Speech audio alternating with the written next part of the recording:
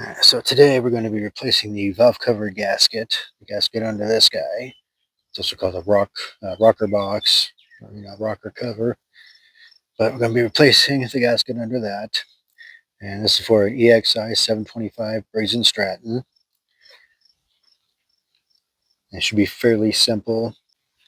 We can get this job done. You're going to need an 8mm socket. Extension's a good idea to have. And then a T25 Torx bit with, whatever with it. Some people have T handles like the whole thing, but whatever. T25, 8mm. And while I'm in here, I'm going to be replacing the spark plug as well. So for that, you'll need a 16mm deep socket, and then, obviously replacement spark plug.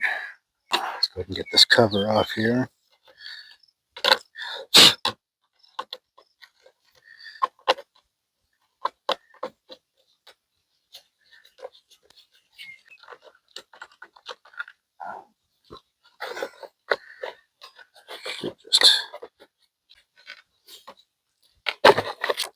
There we go. Let's see if I can get nice and close here. There's this little hook right in here. You got to get in and push it back a little bit. Just try some other way to get it unhooked, and the cover will come off. Now at this point in time, I'm actually going to turn this upwards, just because there's probably oil puddle behind here, because it drips right there. So there's got to be some oil, at least while it's running, oil at the bottom of that guy. So I'm going to tip this up. All right.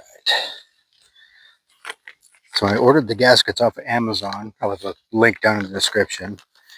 They came as a 2-pack, so I'm assuming that this is something that's common if they sell you at least 2 at a time. I couldn't find a single one for a decent price. So it's really simple. I went ahead and just unplugged the spark plug just to get the cable out of the way. Just 8mm.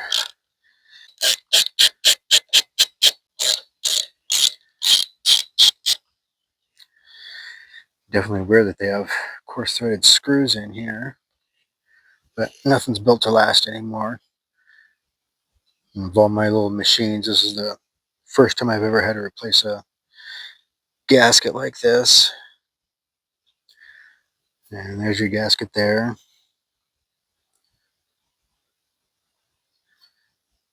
It looks fine. I don't know why it was leaking, but it was leaking right here. You see that dark area? Got some sludge in there. Supposedly you're not supposed to change the oil on these guys anyway either, but I've already done it once. But I live in a field full of dust. Alright, so there's that. Good enough. Alright, there's the new gasket. It only goes one way, so you've got to match up like the little notch here and the spacing of the holes. I'll go right in there.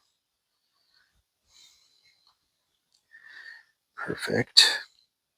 There's no silicone that needs to go on. These are rubber gaskets. They're made to work without silicone. Preferably not weak.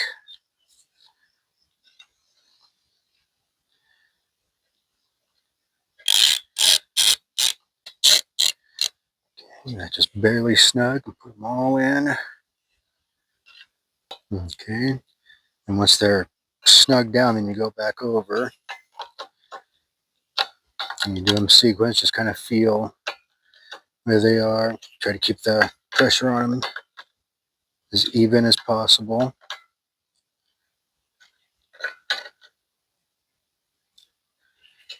Until it's fairly well snug.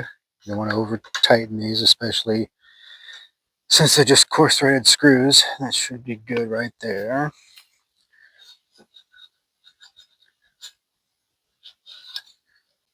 But there you go. There's that. And then you just reverse the process. Put this guy back on.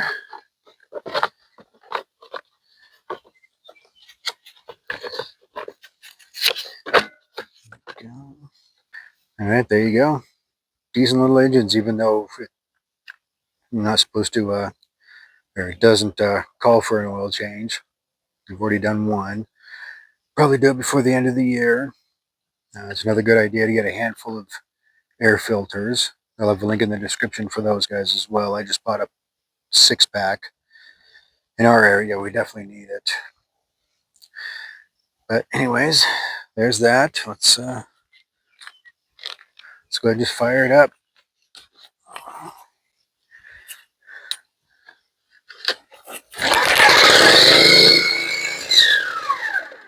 Perfect.